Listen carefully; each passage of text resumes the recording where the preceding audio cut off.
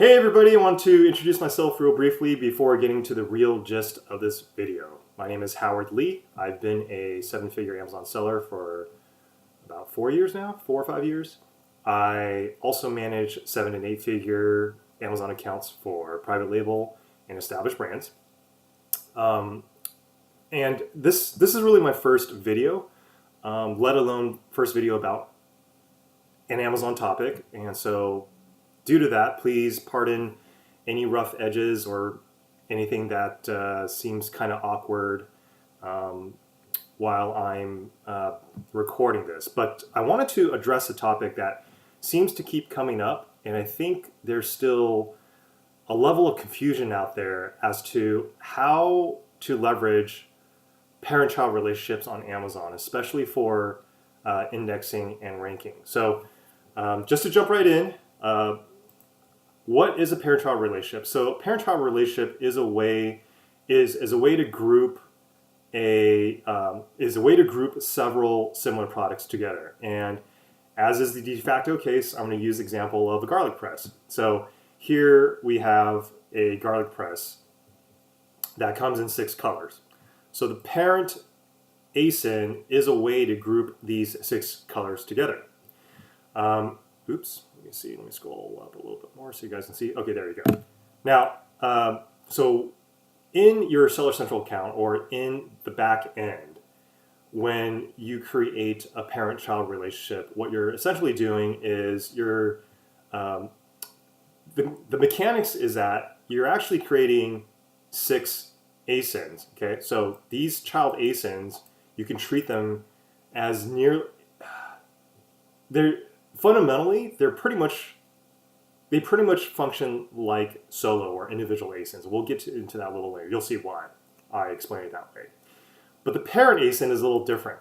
Okay, so the parent ASIN I kind of treat it as a placeholder ASIN. It's just a grouping ASIN, and that's its whole purpose.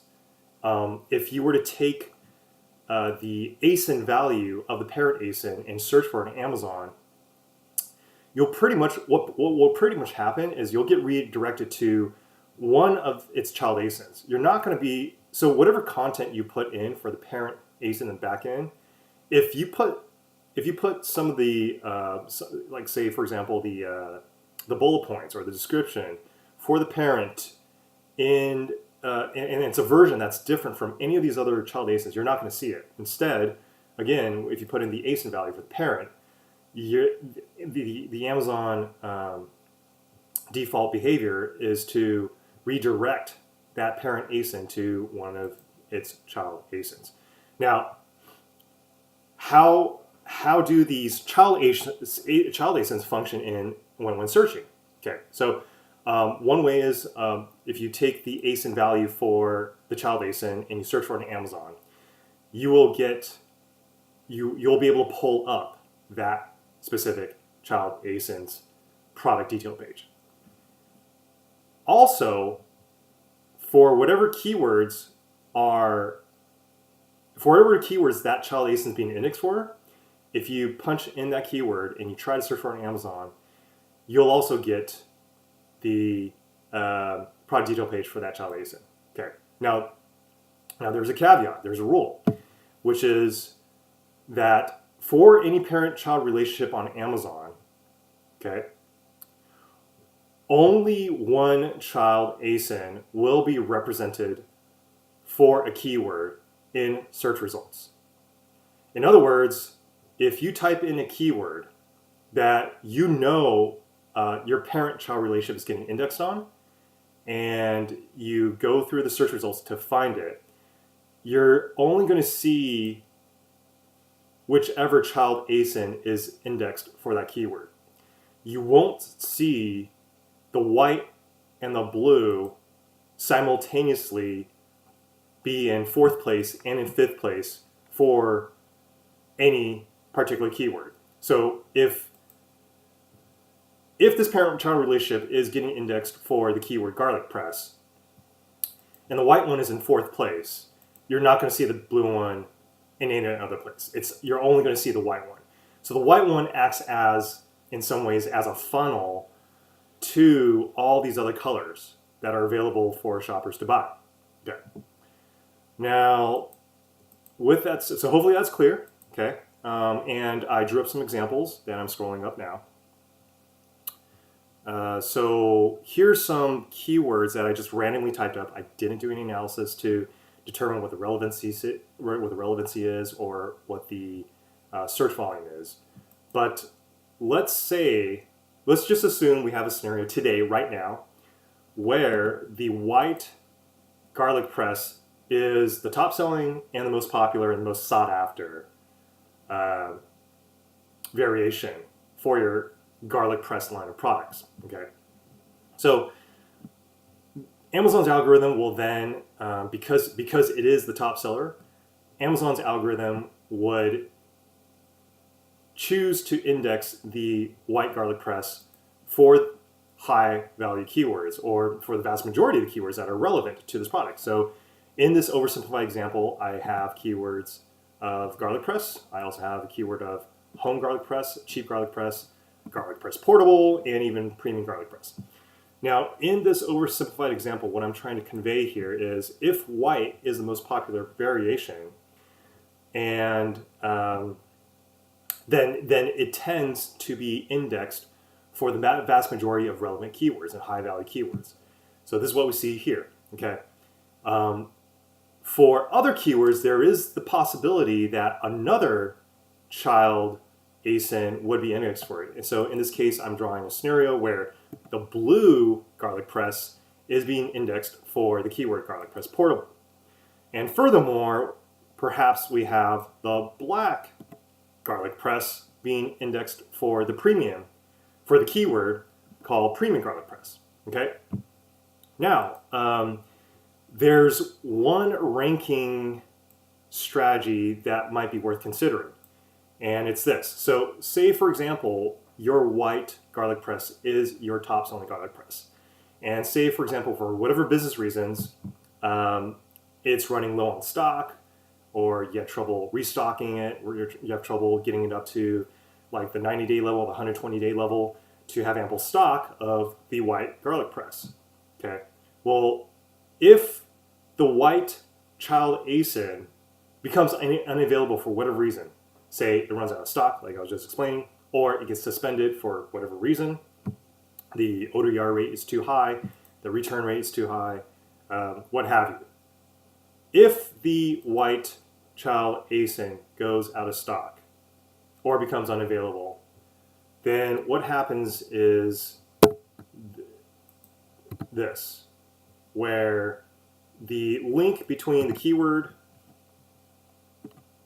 associated with the white garlic press will go away. Okay, and so say previously, while the white ASIN was still available, you may see and experience some spillover sales effects where shoppers looking for a garlic press see your white listing or see the white child ASIN show up in the search results, click through into it, but they decide they actually want to change their mind and buy another color. So there's a spillover effect that happens, that can happen due to the keyword garlic press acting as like sort of a mini funnel, bringing traffic in where shoppers see the white one, but then they see another color that's more appealing and they end up shopping for it. Okay. So if one day what happens is the white child ASIN becomes unavailable, then this connection, this link between this indexing between the garlic press keyword and the white listing goes away. So this happens, and this happens. As a consequence, whatever spillover sales that all these other garlic press colors, all the spillover sales that would have come from the traffic being funneled in by the white child ASIN, the spillover effect could be drastically reduced. So in other words, sales could be drastically reduced across all your other child ASINs that are not white if if they benefited from the spillover effect with the traffic, the search volume being funneled in through these high value keywords due to the white child ASIN being available. Okay, so one ranking strategy is, well, okay, what you can try doing is instead of having all these keywords being encompassed by white, okay, what you could do is perhaps you could evaluate your data. You can evaluate the search volume, the relevance, as well as even the PPC data, and determine that maybe you want the red garlic press to be the one indexed for the keyword cheap garlic press. So what you would effectively do is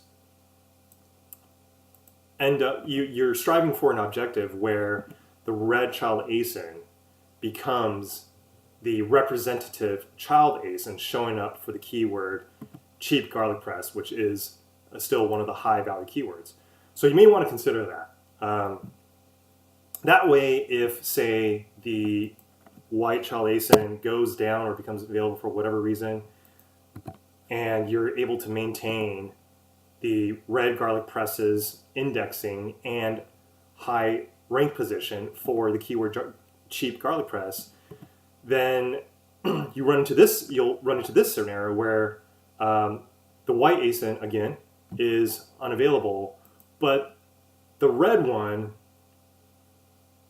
can still act as the representative child ASIN and still bring in the traffic that ends up ultimately converting into sales for you.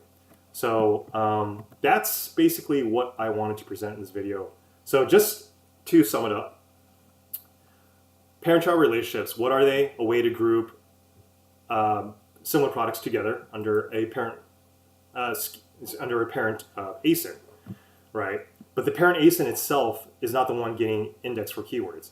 It's really the child ASINs. But for any given keyword, only one child ASIN gets indexed. Okay, and this is a scenario that I'm scrolling up to show in this video where okay, let me revert it back to the original scenario. Okay, so where the white child ASIN, the white garlic press, was the one getting ranked for high value keywords, and you can see in this oversimplified example, there's 3 of them, and then the blue one is ranked for this one, garlic press portable, and the black one is getting indexed for premium garlic press. But in case you want to be more strategic and have the red garlic press act as the representative child ASIN for the keyword cheap garlic press because it's considered a high value keyword, then what you can do is launch and blast or direct your email list or your social media to target the red garlic press. I hope that's clear for everybody. I hope that's helpful and educational. Please leave a comment to let me know what you think of this video. If you still have questions arising from the video, please let me know and I'll see what I can do to further answer your questions.